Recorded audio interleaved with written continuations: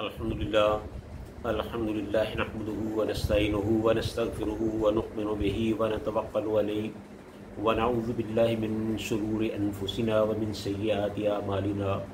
अम्मा बाद, अऊज़ु बिल्लाहि अस्समीइल अलीम मिनश शैतानिर रजीम। बिस्मिल्लाहिर रहमानिर रहीम। फ़कैफ़ कान अज़ाबी व नुज़ुर व लक़द यस्सरनल क़ुरआन लिज़्ज़िक्रि फ़हल मिन मुद्दकिर कज़्ज़बत समूद बिन्नुज़ुर। हर किस्म की हम्द व सना अल्लाह रब्बुल आलमीन के लिए, जो सारे जहानों का खालिक व मालिक और परवरदिगार है।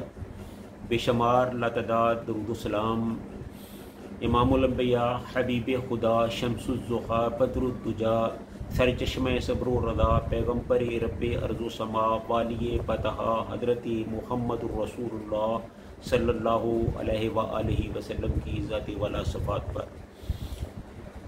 तो नाज़रीन, जैसा कि आपको मालूम है कि पिछली आयत में हज़रत सैयदना हूद अलैहिस्सलाम और उसकी कौम का तज़किरा हुआ था, और इन आयत में हज़रत सालेह अलैहिस्सलाम और उनकी कौम का तज़किरा किया गया है, जो आपके सामने तर्जुमे और तफसीर के साथ पेश खिदमत है।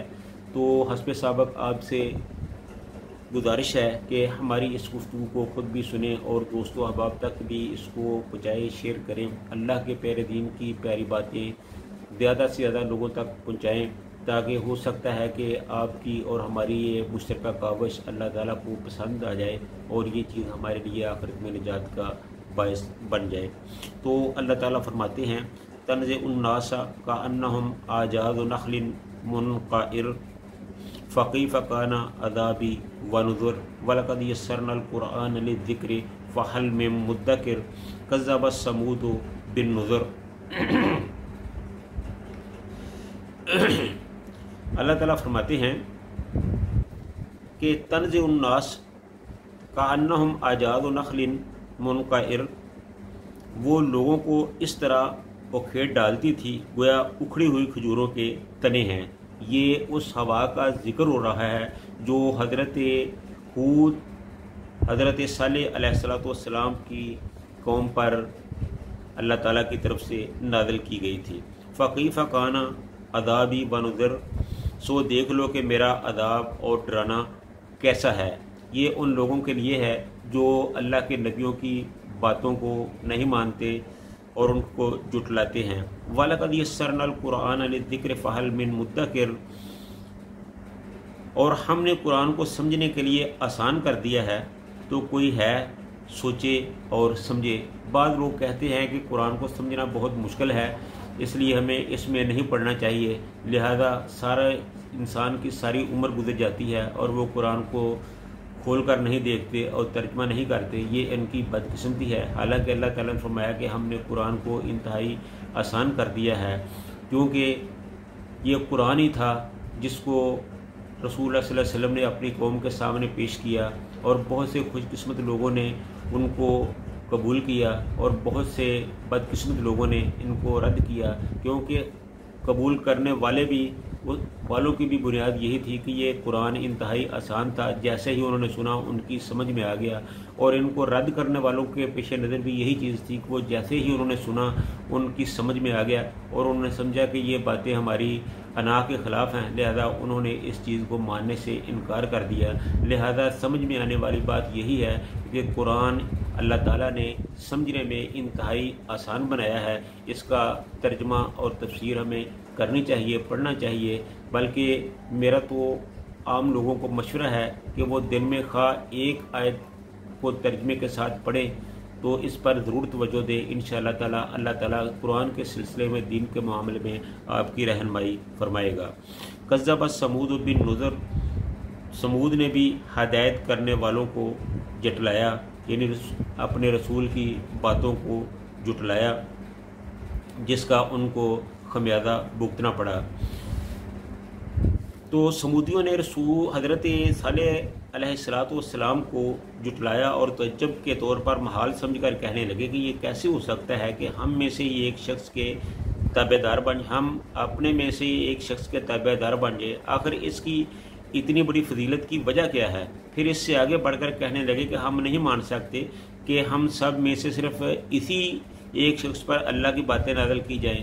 پھر اس سے بھی ایک قدم آگے اور بڑھایا اور نبی کو کھلے لفظوں میں جھوٹا اور پرلے درجے کا جھوٹا کہا، بطور ڈانٹ کے اللہ فرماتا ہے کہ اب تم جو چاہو کہہ لو، لیکن کل گل کھل جائے گا کہ دراصل جھوٹا اور جھوٹ میں حد سے بڑھ جانے والا کون تھا۔ ان کی آزمائش کے لیے فتنہ بنا کر ہم ایک اونٹنی بھیجنے والے ہیں۔ چنانچہ ان لوگوں کی طلب کے موافق انہوں نے مطالبہ کیا کہ ایک اونٹنی کو پتھر سے نکالا جائے۔ چنانچہ ان کے مطالبے پر اللہ تعالیٰ نے ایک اونٹنی کو پتھر سے ایک سخت چٹان سے نکالا جو چکلے چوڑے اور ادا والی گابن اونٹنی تھی، اور اللہ تعالیٰ نے اپنے نبی سے فرمایا کہ اب تم دیکھتے رہو کہ ان کا انجام کیا ہوتا ہے اور ان کی سختیوں پر صبر کرو، دنیا اور آخرت میں انجام کار غلبہ آپ صلی اللہ علیہ وسلم کا ہی رہے گا۔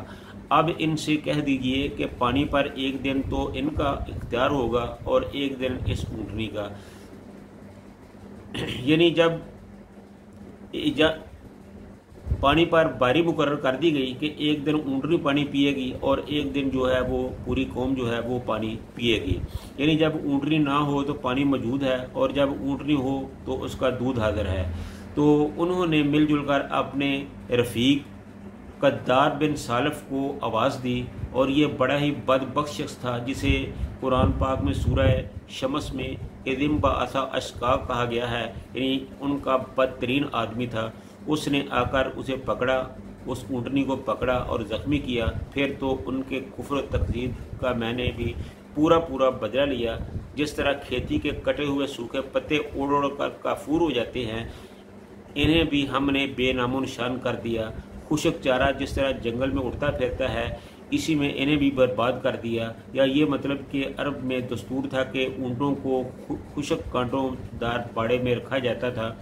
جب اس باڑ کو رون دیا جائے تو اس وقت ان کی حالت ایسی ہو جاتی تھی، وہی حالت ان کی ہو گئی کہ ایک بھی نہ بچا اور سب عذاب الہی کا شکار ہو گئے۔ جیسے مٹی دیوار سے جڑ جاتی ہے، اسی طرح ان کے بھی پردے اکھڑ گئے اور سب کے سب جو تھے وہ وہیں ختم کر دیے گئے۔ وہ ہوا اس قدر تیز، اس قدر کڑکدار، اس قدر خوفناک آواز والی تھی کہ وہ جیسے ہی ایک تو تیز ہوا تھی، اس کی تندی، اس کی ٹھنڈک اور اس میں جو ایک کڑک تھی، ہوا کی آواز تھی، وہ ان کے سینوں کو چیرے جا رہی تھی، اور یہ مسلسل کئی دن تک سلسلہ جاری رہا، اور اس طرح قوم سمود کو اللہ تعالیٰ نے تباہ و برباد کر دیا۔ اور یہ حشر ہوا صرف اس بات کا کہ انہوں نے اللہ کے رسول کی رسالت کو ماننے سے انکار کر دیا تھا، اللہ کے پیغام کو جھٹلا دیا تھا، اللہ کے نبی کو سچا ماننے سے انکار کر دیا تھا۔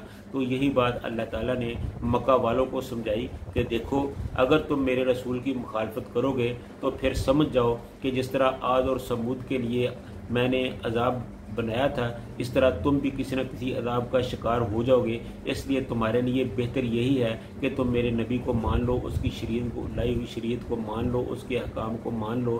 یہ تمہاری دنیا میں بھی بہتر کر دے گا اور تمہاری آخرت بھی بہتر ہو جائے گی۔ تو بہت سے خوش قسمت لوگ تھے جنہوں نے رسول اللہ صلی اللہ علیہ وسلم کو مانا، ان پر ایمان لائے، اور بہت سے بد قسمت تھے جنہوں نے رسول اللہ صلی اللہ علیہ وسلم کی تکذیب کی اور دنیا میں بھی ذلیل و خوار ہوئے، اور آخرت میں خاری ان کا مقدر بن کے رہے گی۔ تو اللہ تعالیٰ سے دعا ہے کہ اللہ تعالیٰ ہم سب کو قرآن و سنت کے مطابق زندگی گزارنے کی توفیق عطا فرمائے۔